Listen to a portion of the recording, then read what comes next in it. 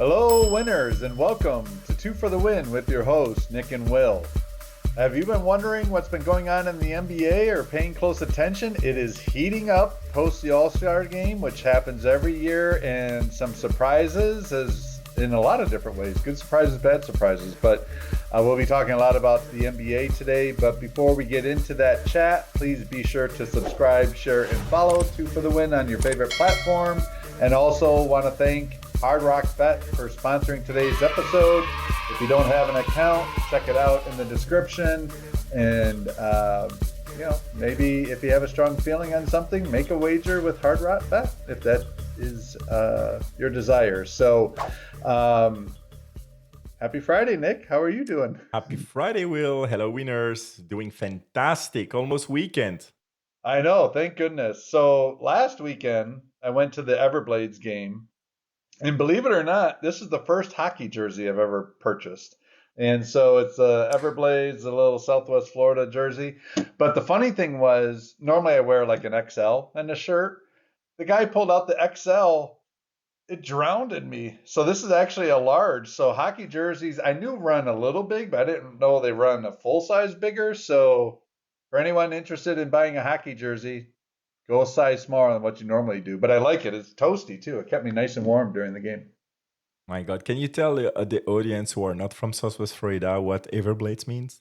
Yeah, Everblades is the semi-pro hockey team here in Fort Myers, championship level semi-pro hockey team, and they actually won that game as well. And it's actually it's quality hockey. Like I'm not as huge of a hockey enthusiast as I am football and basketball, but uh, the Florida Everblades in Fort Myers, they consistently have a good team, and they've won a championship 3 out of the last 10 years, I think. So They won. They high just did a quality hockey. three-peat. Three-peat. They just had three in a row.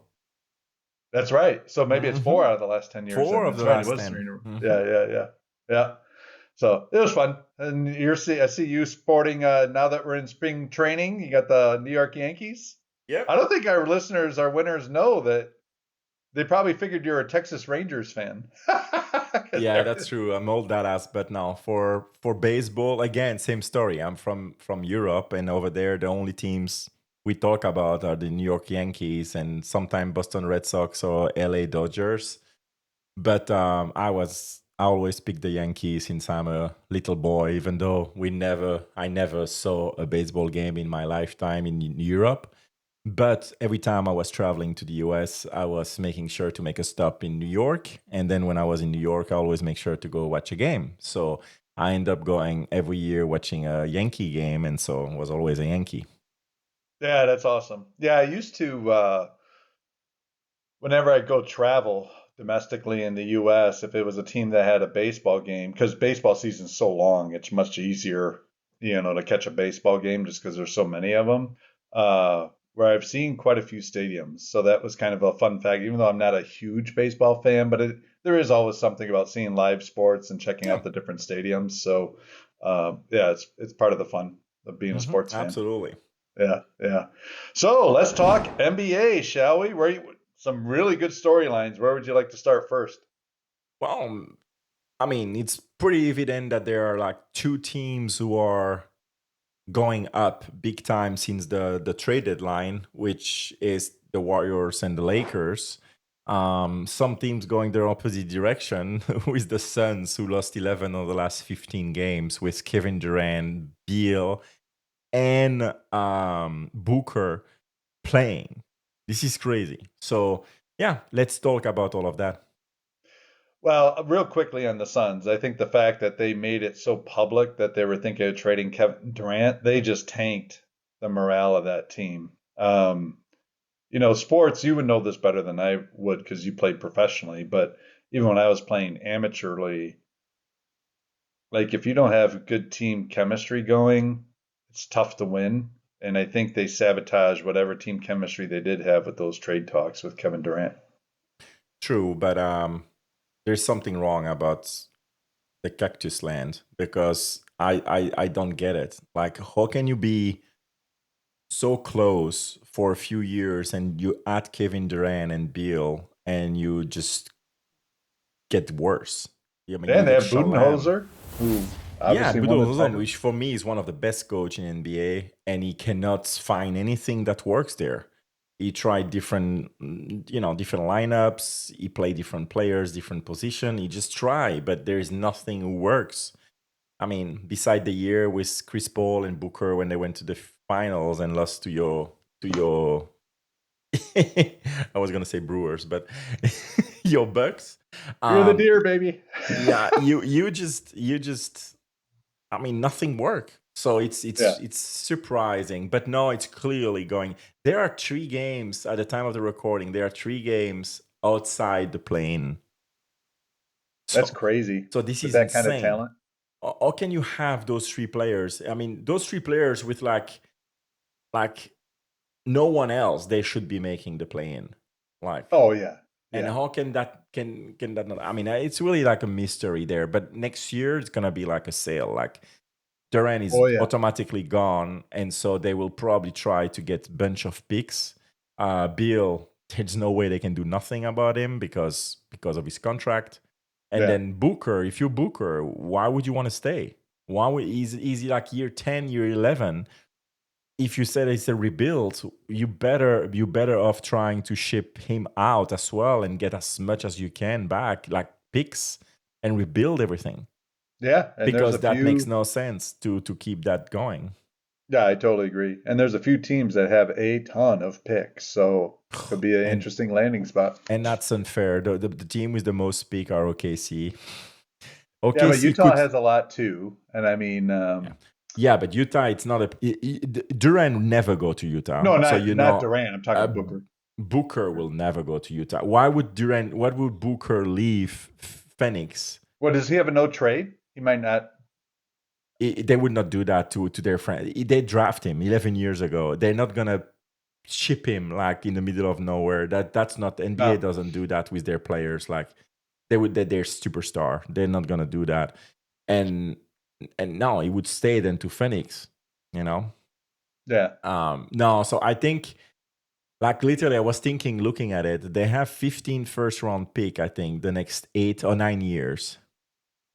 In the next 5 years, they have 7 first round picks plus tons of more second round pick. They could literally, that's not going to happen. They could literally tell, like Phoenix, I take Durant or Booker or both of them and give you 7 first round pick. And they would have the same team plus Durant and Booker. With SGA. SGA with Williams I mean, that's not going to happen, but I would not be surprised if they try to get one of the two and I said, agree. hey, I give you 3 first round pick because he's getting old also, Durant. So I give you 3 first round pick. Durant, close the loop and go back to OKC where everything started. The problem that Durant will have is the media will say exactly the same thing they said with Golden State. He go to a team that is extremely good and just make them invincible. That's going to be the same narrative. If they don't trade anyone out, just picks and get Durant in that team, that's going to be the same narrative.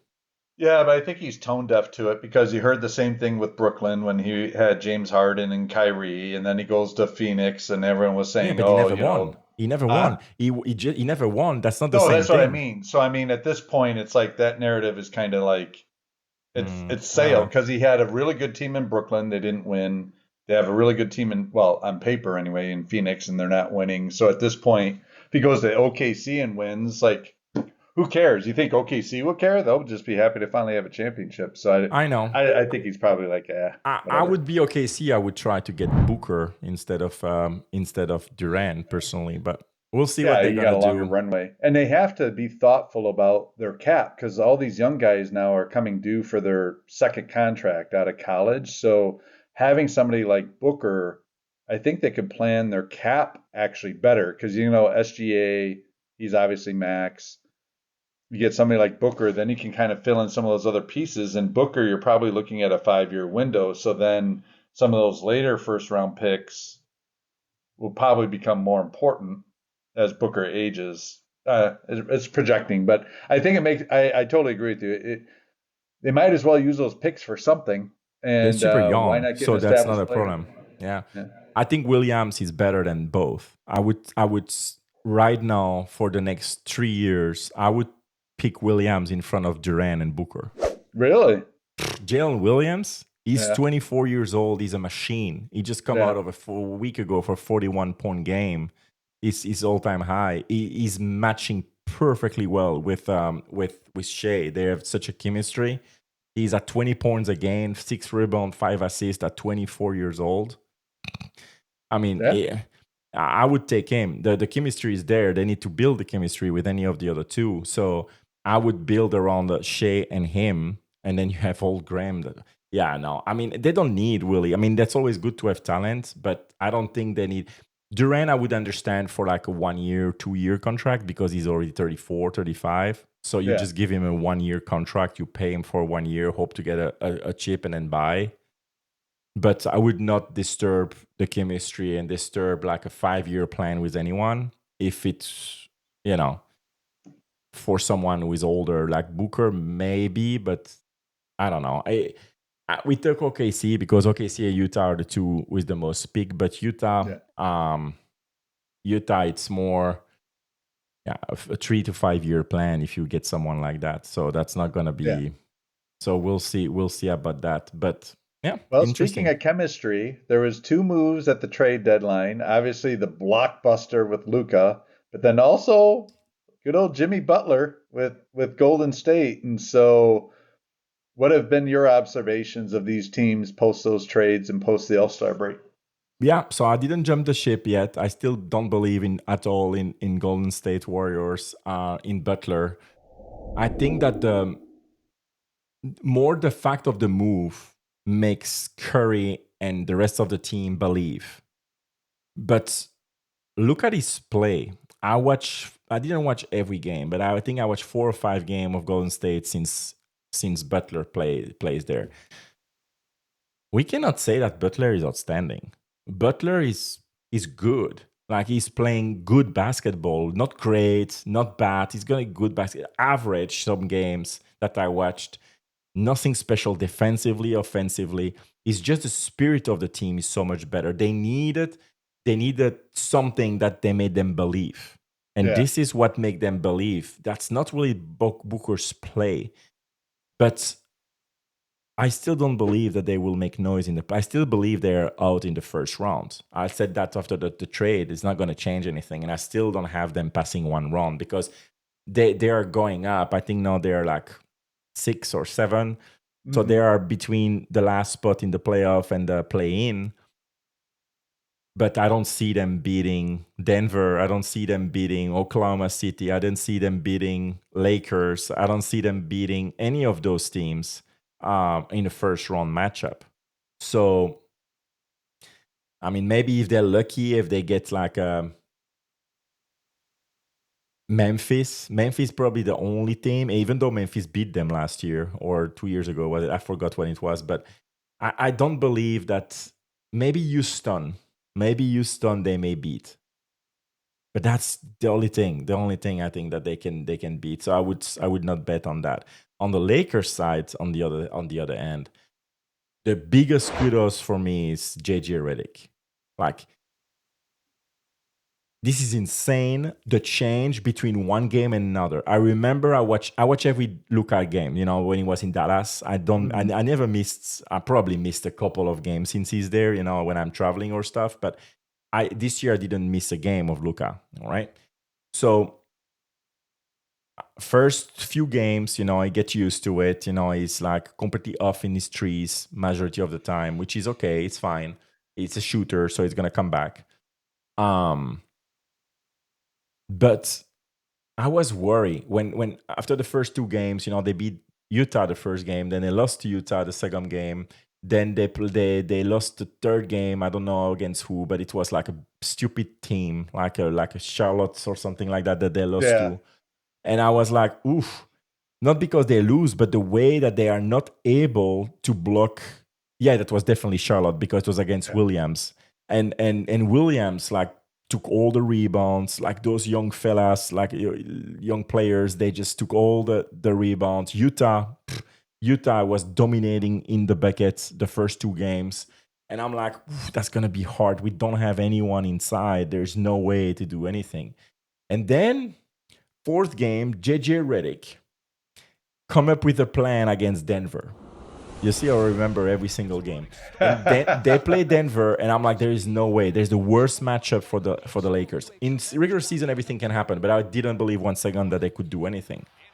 And the way they play, like a sort of triangle defense against Jokic.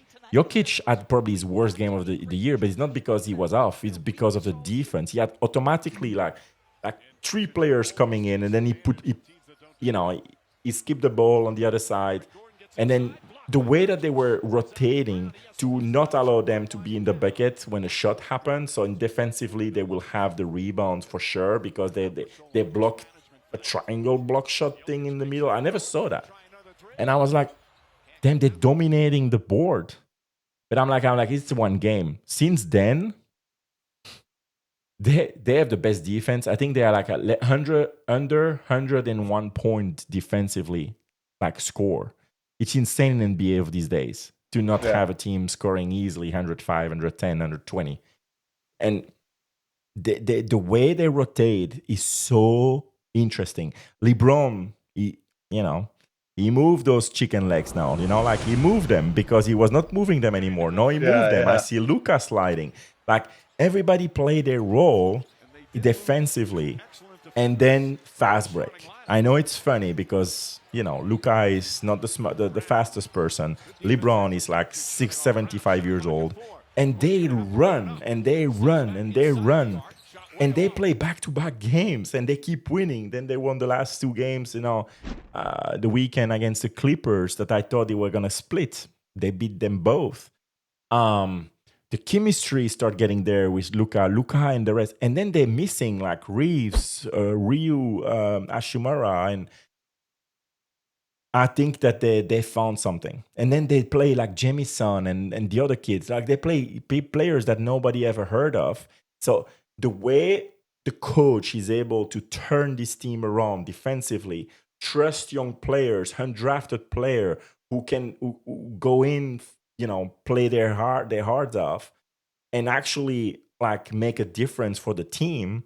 LeBron is LeBron. Luka is started getting like the Luka of old offensively. And let me tell you, man, I don't want to play them in the playoffs. I don't see the way they play. I was always thinking like there's no way they can beat Denver. There's no way they can beat Minnesota because of the size. There's no way they can beat OKC. No, I'm not. I mean, it's too early, but they play perfect basketball, and it's all about JJ Redick. The way that he's able to change their defensive mindset and adapting and adding those new players out of nowhere. Once they get Reeves and Ryu back, woo. Mm-hmm. Yeah, I agree. I think going back to Golden State real quick, I thought that they were going to not do well at all. So I was wrong about that one. They're doing much better, but I'm with you. I don't expect much from them in the playoffs. Lakers, on the other hand, both of us thought, well, not this year, next year. Mm-hmm. And I don't know anymore. Like, you're right. And I love that you gave the shout out to Redick.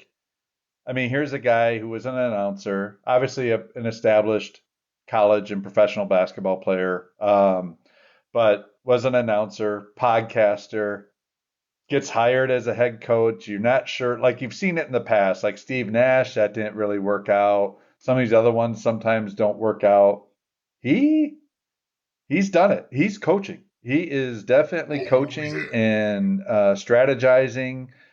I think you're right. I would not want to face the Lakers in the playoffs. I don't care what team, because Luka and LeBron, either one could go off and steal a game on the road and change the whole dynamic of a series. Like, yeah, I don't think anyone wants to play the Lakers. But, there's one team that has, you were talking about the Lakers' defensive efficiency. They are the best. There's one team that has the second best record since the All-Star break.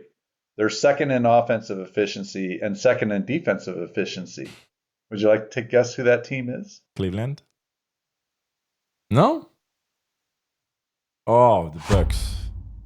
My God, he has to bring Because something it's from. true. You're talking about teams who did better. The Bucks traded Middleton. They got Kuzma. They are playing. They have the second best record in the NBA since the All-Star break.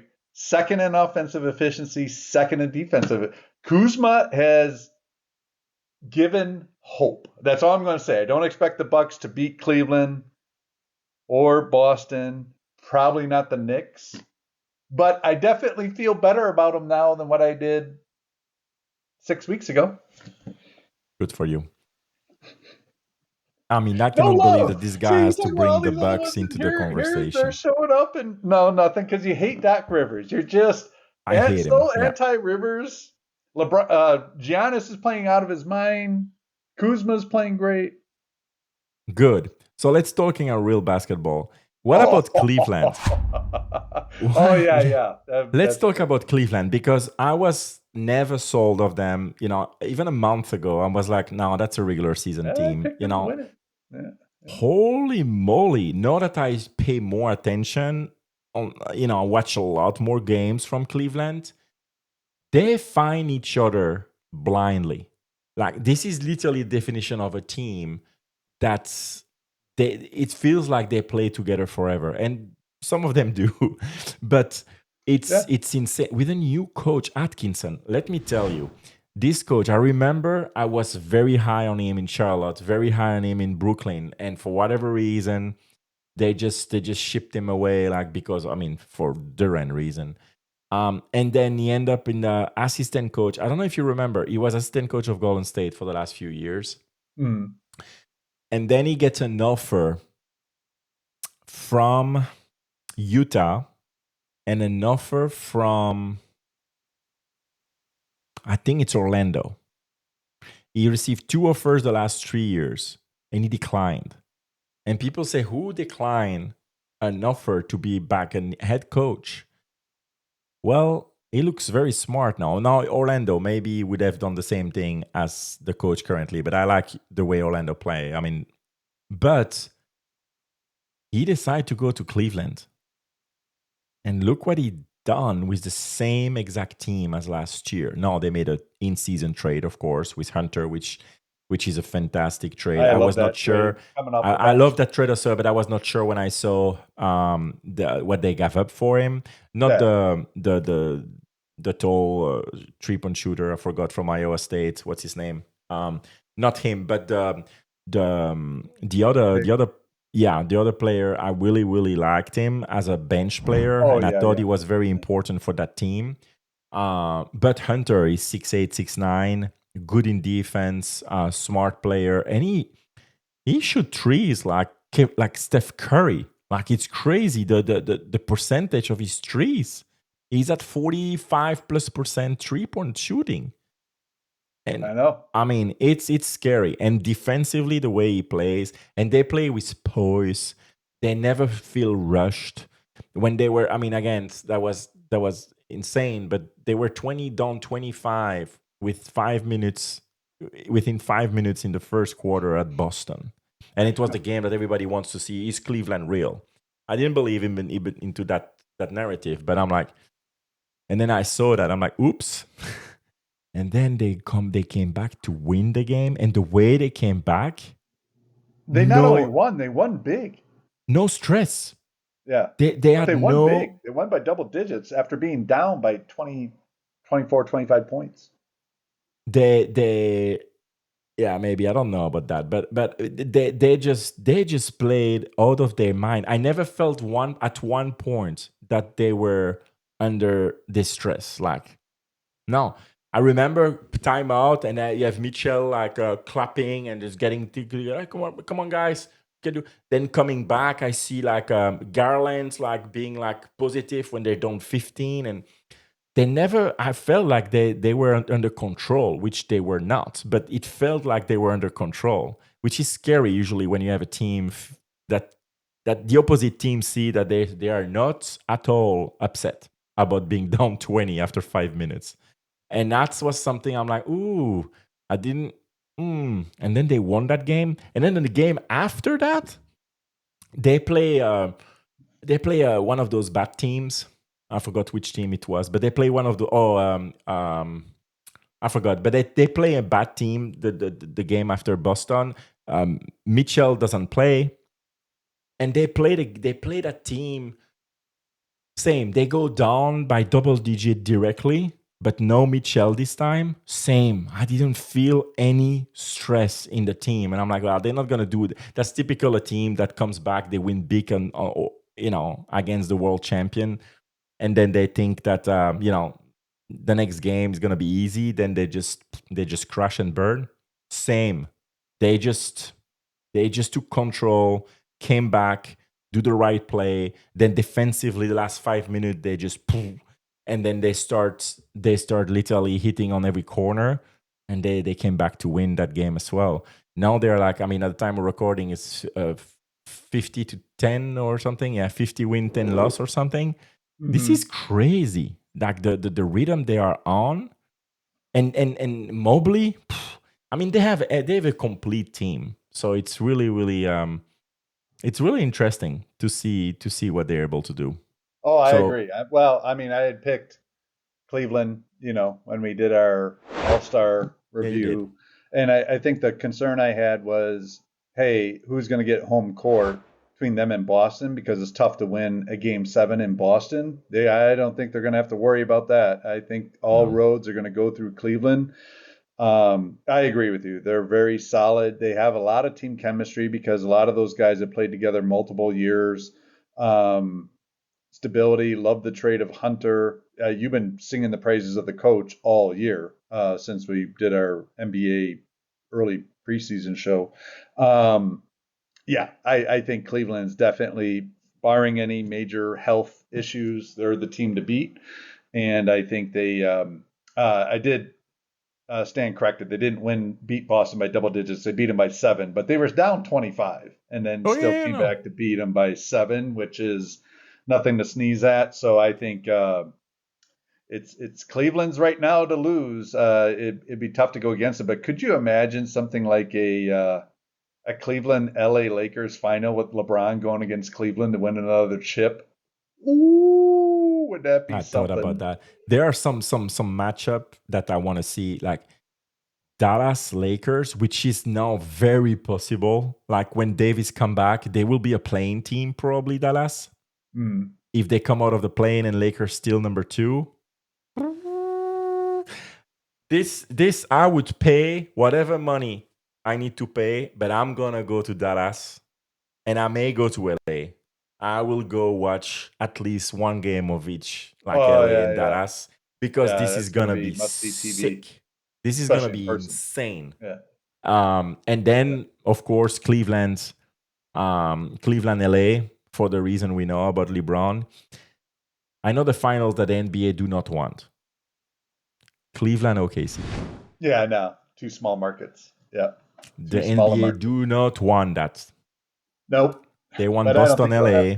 We'll see. Boston, LA would be again like nostalgia, Oh yeah, that would be definitely more interesting of a storyline. But we'll see how it all shakes out. But that'll do it today, winners. Hope you enjoyed this NBA heavy discussion. Lots going on in the NBA, and tune in next week. We'll probably have a little bit more NBA and also football, because now things will be cranking up with the NFL again with the off season. So again, thanks for tuning in for 2 for the Win. Please be sure to subscribe, share, and follow on your favorite platform. And thanks again to Hard Rock Back for sponsoring today's episode. Please check them out in the description if you don't have an account. That'll do it, my friend. Well, it was fun. Time flew. So thank you, winners. All right. Take care. Bye-bye.